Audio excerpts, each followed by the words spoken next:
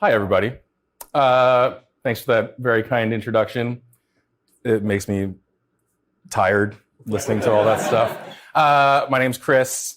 I've been doing these Google Talks now for a long time, but they've become so much more professional and fancy. And there are more people here than there used to be. It used to be me and one Googler just talking about food things in restaurants. So this is the Gaijin cookbook.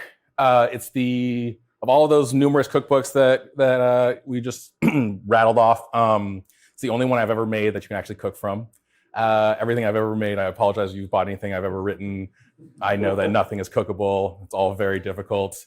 That's not this book, I promise. Ivan and I go way back. We met probably in 2011 when he was still living in Tokyo. He had a couple of ramen shops there. And if you guys don't know who Ivan is, he is a middle-aged Jewish guy from Long Island who somehow opened two super successful ramen shops in Tokyo.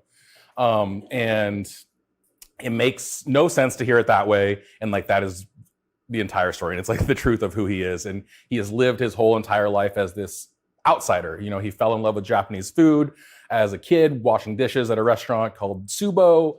The Japanese cooks took him under their wing and just like introduced him to these flavors. And he's just had this crazy lifelong love affair with Japan and Japanese culture. And, as most Asian people would be, I was very skeptical of this white dude who was like super into our stuff. But he's the reason why I wanted to do this book with him. And we had written one book together before was because he has this very earnest love and very earnest curiosity about Japanese food and Japanese culture and has studied it rigorously and has like an approach I think that a lot of people could learn from. You know, he isn't sort of just like flying to Tokyo and then coming back and being like, I've heard of these izakaya things and I'm going to open one myself now. He's just not that guy. He's somebody who's like really lived in it. He's raised children there and has a perspective on life as an outsider that I think we could all really appreciate. And this book, it's about cooking, like recipes and cooking at home and feeding your family and your friends and everything. But it's also really about kind of embracing this perspective of an outsider. I think a lot of us travel places and our first sort of Google search is like insider things. And you want to be this kind of local, like a local's guide and what's the cool stuff that like no tourists see. But to believe that you can travel somewhere and be an insider or a local is just a total fallacy to me. And I think like you have to really understand the value of coming with your own perspective and looking at things respectfully and not trying to pretend that you're something you're not, and which is why we chose this title, Gaijin, and which does mean outsider, but in Japanese has more of like a context of intruder or, you know, some kind of like invasive, clumsy white dude stumbling through Japan. Like that's the vibe. It's a little bit of an offensive word. We're not going to get a Japanese translation because of it. I am not Japanese. I should mention that also. I'm Chinese. And so this book is truly from two outsiders. But it is, like I said, the first really cookable book I've ever made. And the reason behind that is because Lucky Peach and Mission Chinese and all these projects that I've done in the past are like very much about doing like the most crazy, interesting, out there stuff. And I kind of thumbed my nose at this thing in the past. Like 10 years ago, if you'd asked me if I'd write a book with like a sushi ginger pizza bite on a 1-ton skin, I'd be like, that's gross, get the fuck out of here. But I've really, like, since I have a kid now and I have another one coming in 3 hours, I think it's just become much more important to me to really worry about how people actually cook on a day-to-day basis. Does this sync work? And so these recipes are some of them are silly, like the sushi pizza ginger bite is a little ridiculous. But it puts food on the table and it introduces people to these ingredients and these flavors in ways that, I think one thing that happens with Japanese cooking often is it gets put on this very like delicate pedestal and people think of it as this very effete, mystical art. And what I really wanted to try to convey with our book was that, the Japanese experience entails all the same experiences as an American one. It's hard to put food on the table on a weeknight. You have weekend projects. You are hungover as I am today, and you have to. There's lots of situations. It's not just all kind of like cooking over open fire by the moonlight and like sipping on the dew of grass or whatever. It's we're all like wherever we are in the world, our cultures are different, but we have the same needs and the same difficulties. And Japan has remarkable approaches for tackling some of these things. If anybody has experience with sort of like Japanese packaged food, like it's incredible. It's like the best food in the world, the best packaged goods, curry blocks and things like that. All of these goods are so useful because, again, the Japanese experience is like, you work really hard, you come home, you have 20 minutes to make a meal. Like, let's just like engineer a way to do it better. So we'll do a few recipes today that are sort of related, unrelated. They're snacky things. We're gonna do a potato salad. That's actually Ivan's wife's recipe. It's a little bit different than other Japanese potato salads. It's Kewpie mayo and all your sort of like typical things, but she does like caramelized onions in there and something else that's different, brown sugar. And then we're gonna make those silly pizza bites, and we'll make some peppers, and then you guys will eat them, and I will drink some water. So I'll do this. Oh, there's my water, or strange colored water. Cool. The water here in South Bay is delicious. What was I saying? Potato salad. We'll start. So we're just gonna. This is what you guys want to hear about, right? How I make this thing. As with many potato salads, you have to cook the potatoes. These are the kinds of insights you can look forward to in the Gaijin cookbook. Honestly, like if I were doing this at home, and this is a big thing for Ivan and for like Dave Chang, who I do a lot of work with, I would honestly be cooking these potatoes in the microwave. It's just so much faster. It's so much better. But we'll pretend that that's not a thing, and I'll do it in this pot like a schlub. I guess I can do something else in the meantime, right?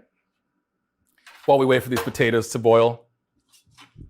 It's interesting you talk about the microwave. Any tips that you can give all of us is super helpful, because as the Googlers, when they go home, they probably have 15 to 20 minutes to make dinner. So all the tips I think would be super appreciated. Yeah, I mean, so a microwave, I mean, how many people actually use your microwave to cook and not just heat things up?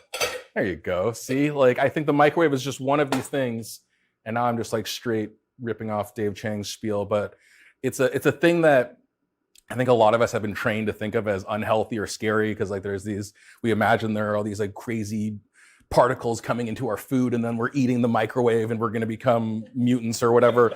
But it's like, I mean, you know, you all work at Google, like you're all smart, like it's not what happens.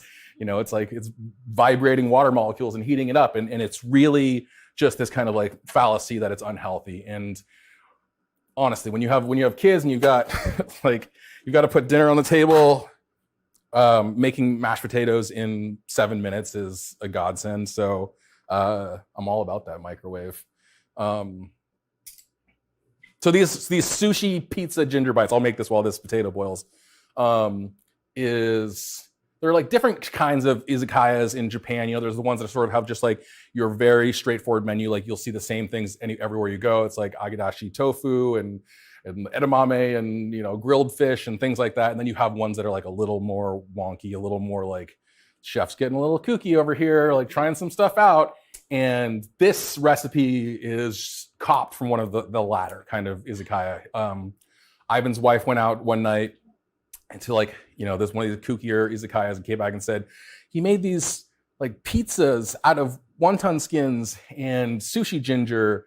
And like, as Ivan was telling me the story, like my stomach is turning, but like, it's kind of a crazy thing. Like we decided, you know, I can't remember if we were intoxicated or not, but probably decided to make this thing. And it's sort of remarkable. Like these things are just, you take a wonton skin out of its normal context of like a dumpling wrapper where you would boil.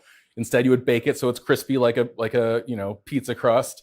And you'd be surprised at how well cheese and pickled ginger go together.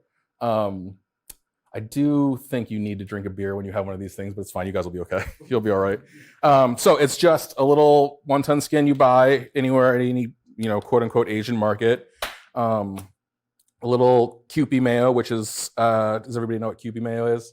Just mayonnaise with tons of MSG, like the best possible kind of mayonnaise. This is so gnarly. A little salt, a little togarashi, which is like basically like a five spice chili powder with like orange peels and I want to say Sichuan pepper or something. This seems to be just red pepper. I made that up. And then cheese. And a few little shreds of this sushi ginger. Oh, thank you. No, my bad. Do you guys all know what katsuobushi is? So this is like one of the more amazing ingredients in the world. It's a bonito fish that's been smoked and then inoculated with Aspergillus oryzae, like a fungus that's responsible for everything good in the world. Dried. It's like a 6-month process basically to make this, but it's the basis, the building block of a lot of Japanese cuisine, including dashi, which is like the foundational broth of Japanese cooking. So a little bit of that on there. And like I've never, again, like bonito is like one of these, or katsuobushi is like one of these ingredients that like I'd only ever known in one context, which was making dashi. But like cooking with Ivan was really interesting to see it used in so many different contexts, whether it was as a topping for something or as, we will, if you make like clay pot of rice or something, and you just crumble up a bunch of katsuobushi and just sprinkle it in there, it'll just dissipate into the broth and make it incredibly flavorful. And then if you put it on hot things, it waves around like it's alive. So, I mean, I'm fascinated by I'm salivating just by looking at the ingredients. That cannot be true. No, listen, and I'll tell you why. And I'm saying this as an American-based chef. What you've got here is you've got the texture that's going to become crispy. You've got the richness from the cheese. You've got the spice. You've got the umami from the fish. Like to you, this is like, oh yeah, no brainer. But like, can you talk through like the intricacies and the importance of all these different components that add to this craveability? For sure. I think it's a good point because we jokingly call this a pizza bite, and it just goes in the oven until it's crisp. But if you think about pizza, arguably the world's most popular food. It's not just the world's most popular food because it's some sort of anomalous thing. It's all of the things that you want. It's umami from tomatoes and tomato sauce. It's that fat, acidity also from tomatoes, cheese, and then bread. Like these are this like there's not that many ways that like humans learn to love something. Like we only love a few different things. We love a protein, and then like you have like a piece of flatbread, and you have like meat. Like the human nature will bring them together. Like you'll wrap them together. And you think of all the many ways that people wrap meat in bread across the world, from tacos to and then Chinese flatbreads, and every single culture does this basically. And that's essentially like what you're getting to is there's a formula for this to some extent, to sort of pure satisfaction, and it involves starch, fat, acidity, umami, and like a little bit of sweetness. And like that's the exact same formula as a pizza in this very silly form. I don't remember how long this will take. And then a little bit of spice as well. So one of the things that I was thinking through as I was looking at this, and I'm wondering if you have tips, is how far ahead would you suggest that you could make this? So if you're on a budget, on a schedule, how much would you advise doing ahead versus the last minute of just put it in the oven? I would not advise making these too far in advance. They don't have like a long life after they come out of there. I think like the longer a sushi ginger pizza bite sits at room temperature, the grosser it looks. No, but I think like it's honestly a thing where you could just have your guests make their own too, right? You could just set out the ingredients. It took me 4.5 seconds to make this thing. You can not have the togarashi if you don't want it spicy. You can not have bonito flakes if you're a vegetarian. Otherwise, it's a totally vegetarian dish. And then you just like bake them in batches, right? And they get gobbled up quickly. So the most important question though, what is the beverage of choice? The beverage of choice for this is beer. There you go. And it's specifically like the best beer in the world is, in my opinion, like an Asahi from the tap. You guys with me on this thing? It's like the greatest thing in the entire world. Do you know the inspiration on how he came up with this? Yeah, he was stoned, and his we wife, are on YouTube too. His, you know that. His wife, like, it's fine. His kids all know, I think. Sorry, Ivan. Yeah, I mean, like, we were gonna dance around it. It's a 1-ton wrapper with cheese on it. Like, there was only one audience for this dish. It's starting to smell good. It is starting to smell okay. I think it's those potatoes, really, the aroma of these fresh potatoes really taking over the room here. Yeah, so we'll do, let me check on these potatoes. No, not even close. What else am I making? Peppers, right? Yep. Grilled peppers. Okay. This is a dish that's like another super simple thing that we learned when we were in Kyoto researching for this book. We went to this another kind of like izakaya or like kappo restaurant. Do you know what like a kappo restaurant is? It's sort of like somewhere between izakaya, which is a pub, a beer, drinking food type of establishment, and then you have like kaiseki, which is the highly seasonal, very, fine dining, like advanced technique stuff. And kappo is somewhere in between there. It's not, you're still sort of like drinking soju and shochu and beer and eating little bites and plates, but it's not necessarily like junky. It's a little bit raised up. So we went to this place in Kyoto that does this and kind of really specializes in vegetables. It's not vegetarian, but it's like vegetable forward. And we had this dish there where he just, again, it's this thing where if you know a certain amount of Japanese cuisine, like you still compartmentalize what these things are for, and you don't take them out of their context. So shiotare is basically like a base for soups and sauces. It's onions and ginger and oil. It's basically like a sofrito, if you know what that is. And usually it's just a base. It's a flavoring thing that you would use to build a soup or whatever. It's like at the base of every bowl of ramen.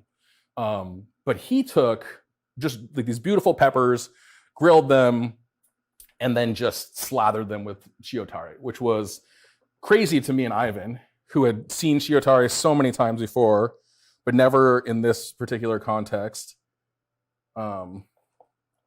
As just like a topping. And it's just like another one of these like little discoveries I think is like meaningless if you don't know what any of these dishes are. But for even somebody like Ivan, who has owned ramen shops for years and has been cooking Japanese food and studying Japanese food for, close to 30 years, to see this little thing used in a different context was like a revelation to him. And I think that was really meaningful to us, like in the context of this concept of outsiders and being a gaijin. And I think seeing these things used in ways that we were super unexpected is even more exciting when you allow yourself to be surprised and allow yourself to be ignorant, like not like celebrating your ignorance, but like not pretending that you know anything. And I certainly pretend to know nothing. I do know nothing. I pretend to know anything. As the grill is heating up, interested to hear, if the audience has questions, it's total collaborative. But as talk to me. Talk to you. As you were putting the book together, what was some of the most exciting as well as the most terrifying and or surprising moments? Because I can imagine the journey of putting a book together, not just by yourself, but in collaboration with another individual, probably had led to some interesting stories. Yeah, I think that the first book I wrote with Ivan was about his life story. And I'd never met him. I'd never been to Japan, and I'd never tasted like a proper bowl of ramen. And I signed on to write a book about it, all three of those things. And I met him for the first time at Narita Airport and had no idea what to expect. And that was probably the scariest moment of doing any book I've ever done, which is like, oh, you're really desperate for money, huh? Like, you need to do this book with this guy you've never met about a subject you have no idea about. But happily, we got along really well. And I think there's never been a moment since then where I've felt, and it's like a very unique relationship to have this kind of collaboration with a chef where because he's a little older than, he's not like a 23-year-old kid trying to like translate his 3 Michelin star cooking to a cookbook. He's he's seen more. He like understands more. Like we connect on in a way, and he's very well read. He's a great writer on his own. He's an okay writer on his own. Sorry, Ivan, you're fine. And like we just since that first meeting, we haven't had a single moment where we weren't able to talk and see eye to eye. And like I'm burning these for sure.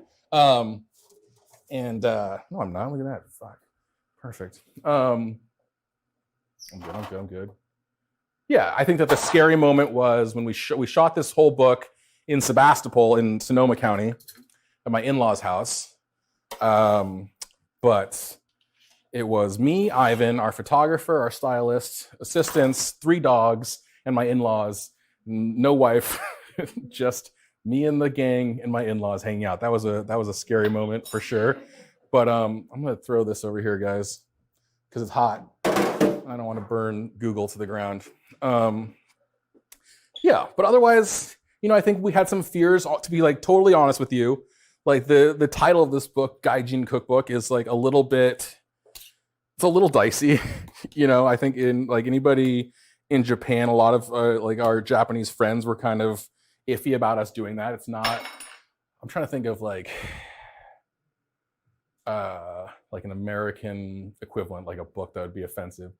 It'd be like if you made a book of like cooking in RVs and you called it like the Cracker Ass Cookbook or something. I don't know, like something like that is equivalent. Are you getting challenged on the book title at all? No, because what I'm saying is like I was nervous about that, and also like it's just like it's a very difficult time to celebrate this notion.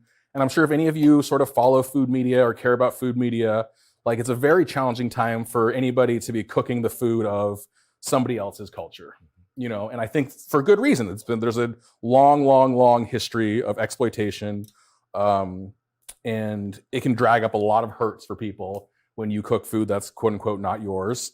I think we did the book because of that. We did this book because we wanted to provide a different perspective on that. But there's plenty of room to be misinterpreted or or that maybe we didn't see everything. And if I had one big fear about this book, it would be that people would see this and think, oh, cool. Well, just what we needed, like a Chinese guy and a white dude telling us how to cook Japanese food. Thankfully, I think people have been receptive and understood what we're trying to do here, and that it's specifically about talking about this issue and not skirting around it or just everyone. I think there's like a real problem if everybody just kind of, you stick to your lane. Correct. Right? Like there's exploitation on one side. There's the other side is, that's not me. I don't want to learn anything about that. I don't want to do that. And it's taken a lot for me to kind of come around to, seeing somebody who's not Chinese cook Chinese food and understanding that like the alternative is them not trying and not wanting to. I mean, our program can relate to that because we are extremely diverse, not only in the food that we offer, but obviously all of our user base, and most of our chefs, especially here based in the Bay Area, most of them are American or based here in America, and they haven't traveled around the world as much as we would love to. So when we start doing interpretations of food, we're doing our best effort. If we haven't been there, if we haven't seen the food, it's a very similar opportunity. And sometimes it goes over well, and other times we get challenged. But either way, we learn from it. So we can definitely relate. That looks really good, by the way. You use that one. I think I just might. I'm interested in the audience, just to raise a hands. How many people like to cook at home, just in general, like to cook? So probably like everyone in the room. How many people cook, I would say, at least once a week at home? Oh, so almost everyone here. Okay, great. Wait, well, our work is done here. When before we opened the teaching kitchens, a quick funny story, and this is one of the reasons why we started opening the teaching kitchens, is we found that with a program like Google that we offer, where it's breakfast, lunch, dinner provided, there were many users coming to us, employees that came right out of college that just weren't cooking. And I remember one day someone actually came up to me and gave me a hug after we had been closed for 2 weeks and said, "Thank you. So glad you're back here cooking," because I was kind of fending for myself for a couple of weeks. So it's great to see that you're much further along than that individual. So if we have questions on anything at all, just start raising your hand or shout it out, because I think this is the time to pick Chris's brain on anything you ever wanted to know about the building of this book, the recipes themselves, and the journeys that he went through. Oof. And how many times he can embarrass Ivan on camera. Yeah, for sure. So this is when I sort of half jokingly say I've never made a book that you can cook from. It usually boils down not to skill level. Anybody can sort of figure it out. whether it's just by your instruction or looking it up online. We can all get the skills necessary, but it always comes down to pantry. And when I did the Mission Chinese book, I almost wanted to write in the beginning, like, don't cook anything in this book unless you're going to cook Chinese food exclusively for 4 months, because nobody wants to buy a jar of fermented black beans to use half a teaspoon and then just have it in their fridge for 6 years, right? Nobody needs that. I think that a big thing with this book, and a big thing with home cooking for us, was specifically addressing that. And I think we avoided things where there's no like yuzu kosho in here. There's no like any like kind of crazy ingredients that you're gonna use one little tiny spoonful of and never use again. This is all, it's katsuobushi, it's kombu seaweed, lots of Kewpie mayo, soy sauce, mirin, and sake, and you can do 85% of the recipes with just that. And fortunately, at this point, all of those things, whether they're available at, you know, a grocery store, like a mainstream grocery store or not, like you can order a bag of katsuobushi online, and it's like, it's pretty simple. And like the big test for me was like my mother-in-law, my like white mother-in-law from Western Massachusetts, like had no trouble sourcing these things and using them. And I think like here in the Bay Area, there's going to be no trouble at all. And like I said, the more you cook with these things, the more it's going to occur to you to use them elsewhere. You know, like I don't want any of these ingredients to feel like they should go in your drawer labeled like Japanese shit, like only open in case of, you know, emergency. Like they should enter like your daily lexicon, you know. Like I think I hope that like that's the case, because these are incredible tools for umami and sweetness and richness. Like all of these ingredients can be used so many different ways. So if I was to go to your place and look in your pantry of shelf-stable items, what would be the 5 ingredients that you would say would most likely always be there?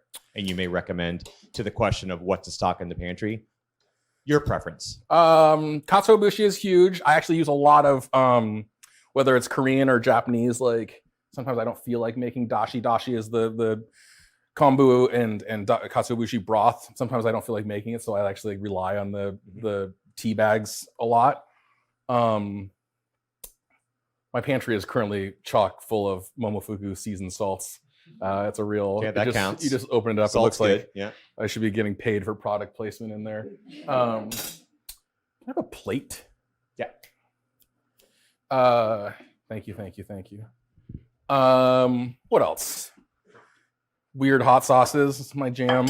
All these. So there's a recipe in this book for this thing called, do you guys all know what chili crisp is? This has become popular in recent years. It's basically hot sauce that you can eat with a spoon, more or less. And in Japanese, it's tabaru ryu.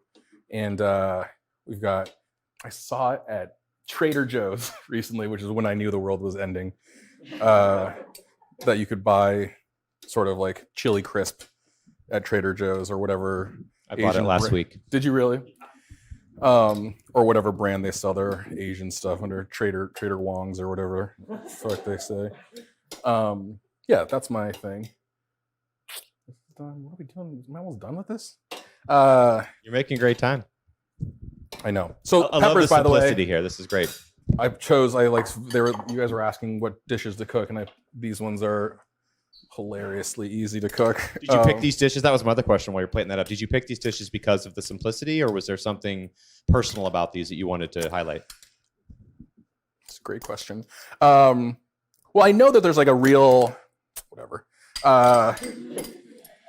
focus here on kind of healthier things. Vegetables, but not vegetarian, I think is my jam.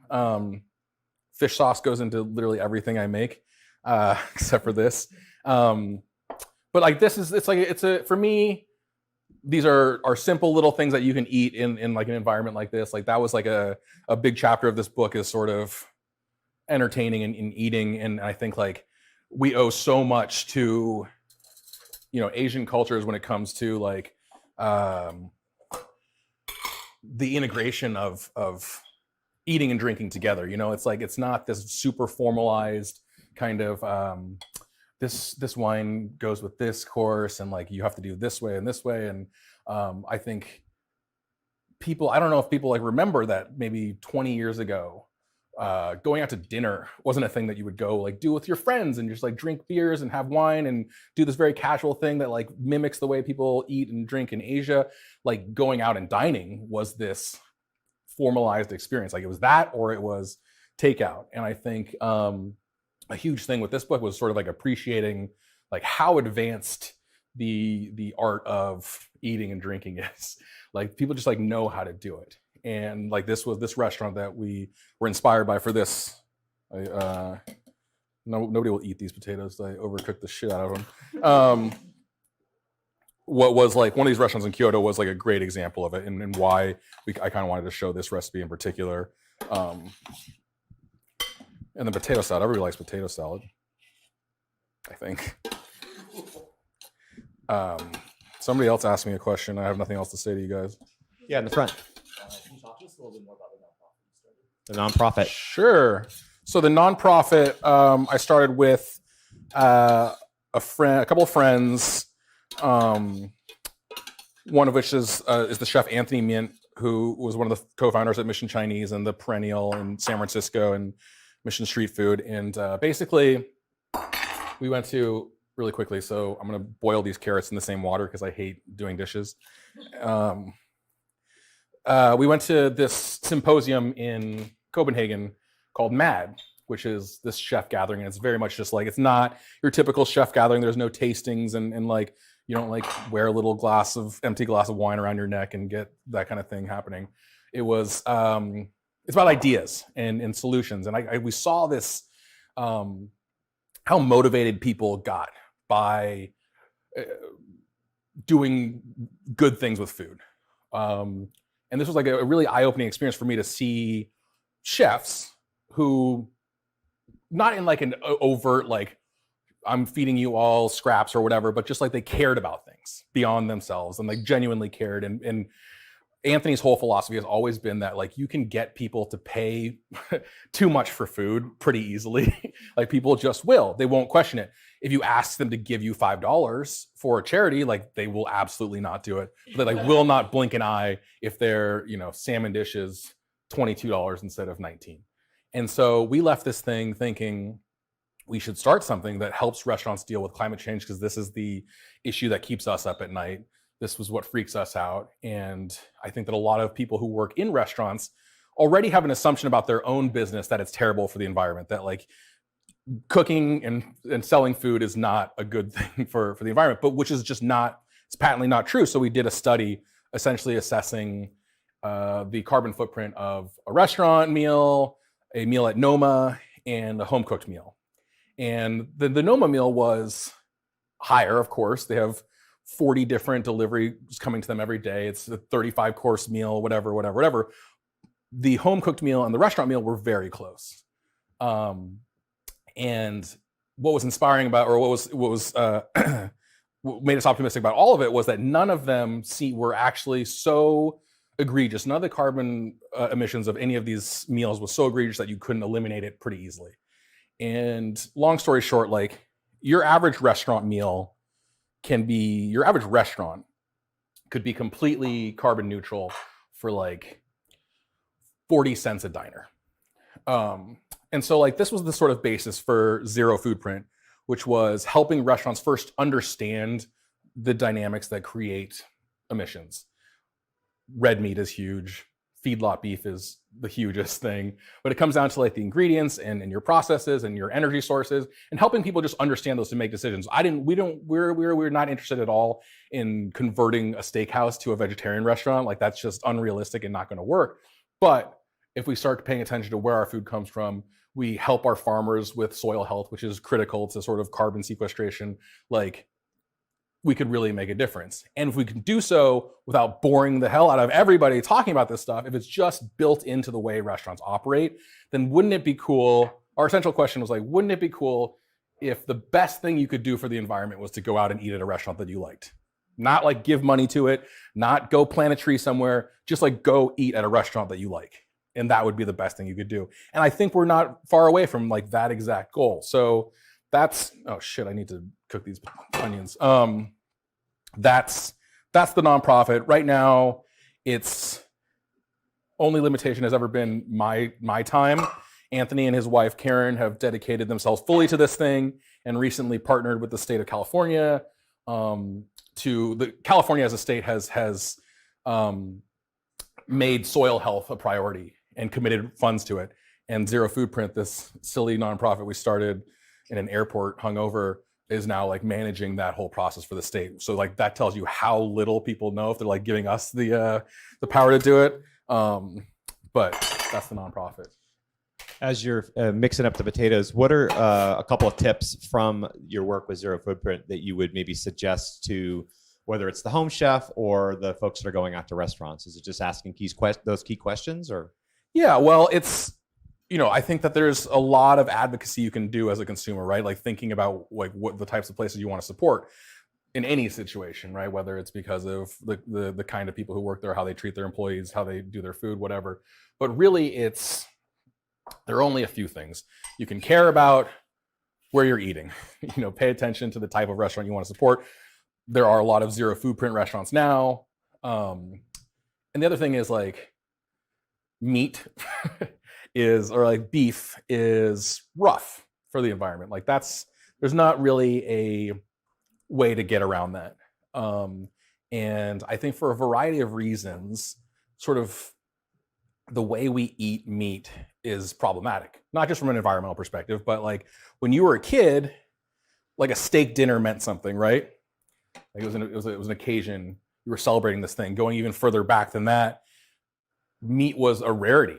You had to kill an animal to get it, right? And so like you used meat constantly. Now you can go to Costco and buy 640 steaks for $7 and have steak whenever you want. And I think like that is not only putting the environmental stuff aside, it also kind of takes some of the meaning away from this food, right? Like you don't care as much about it. It doesn't mean as much to you when you can just get it whenever you want.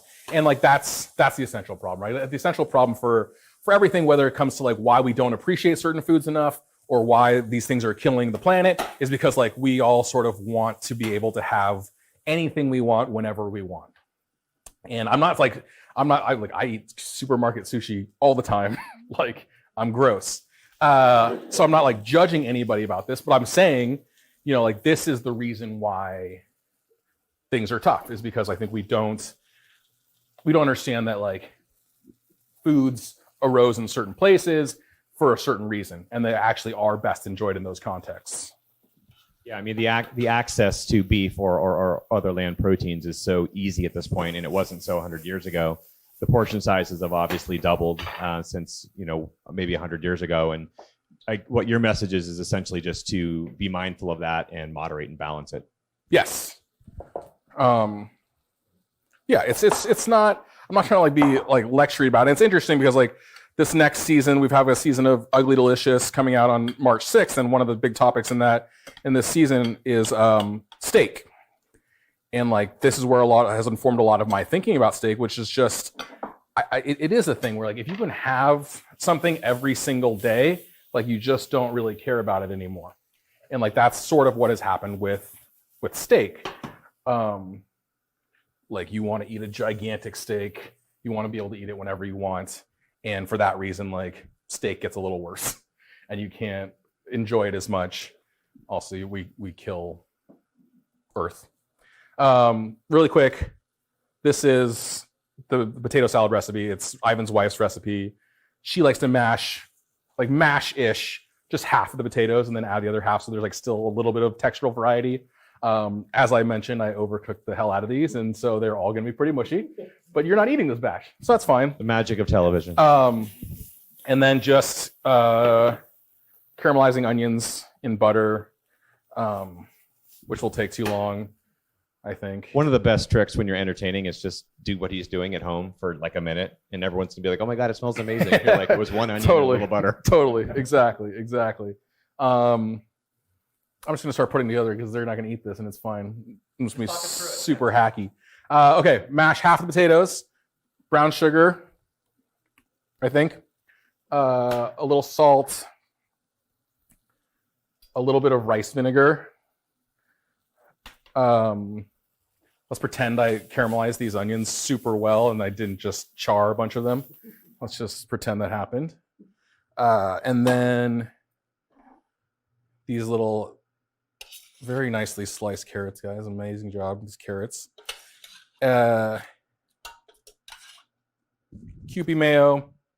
I actually appreciate the idea of using the same pot for the potatoes and the carrots, because it's at the end of the day, if you are a home chef, whoever your partner is doesn't like you very much if you've got thousands of dishes. So nice work.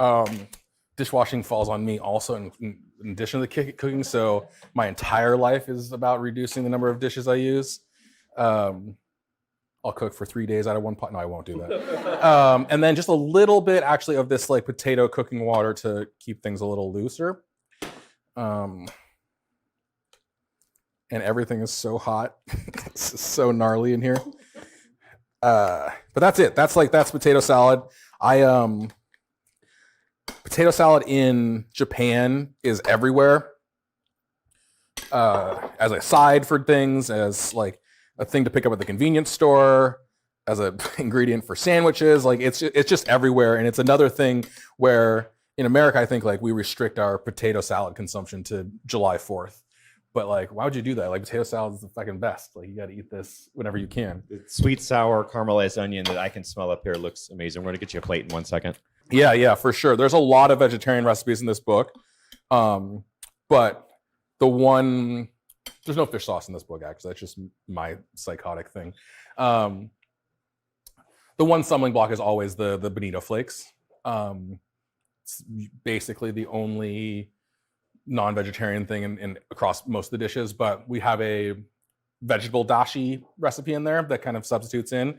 The only thing you miss really is that smokiness, because you can make up for the umami with mushrooms and all sorts of other ingredients, but you don't get the smoke from the katsuobushi. But that's the only one. And there's like I said, a vegetable broth in there.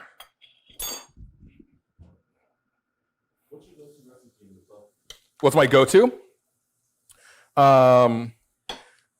It's funny because, like I said, not only is this like the only book that you can cook from this fucking mound of potatoes. That's his lunch. Like incredible plating job here. Voila! Look at that thing. I didn't consider how ugly that was going to be when I said I would Isn't make cooking that so one. glamorous? No, it's the book. It's ridiculous. Like it's embarrassing how much I cook from this book. We do during like the winter months. There's a lot of like the donabe recipes, which are just like clay pots, but you can do them in any sort of vessel. But we make a lot of tonjiru, which is like a ginger pork belly miso stew. We do a lot of the rice like clay pots with fish, and we'll do that at least once a week. And then the thing that has like changed my life entirely is Ivan's approach to curry. So 100% there's a from scratch curry recipe in this thing if you're an idiot and you want to use that one. But like the curry blocks that you can buy at a Japanese market are incredible. You throw them into broth and it's suddenly curry. And like it's actually super vegetarian friendly too. I have a vegetarian friend who uses this nonstop. But Ivan will braise 5 pounds of pork shoulder in dashi, break it into quart containers, and then freeze it. And then so rather than just using water as your base, you have pork broth. So you just like defrost your pork shoulder with this like unbelievable liquid that's dashi and porky, and then use that as the base for your curry, add your vegetables, a little bit of honey, a little bit of milk, and it's like you have this ridiculous bowl of Japanese curry like any day of the week in 20 minutes. It's I'm not like a hacky guy. I'm pretty hacky, but like it's an amazing food hack. Sounds like my go-to. Couple more questions. There's one in the back there. Yes.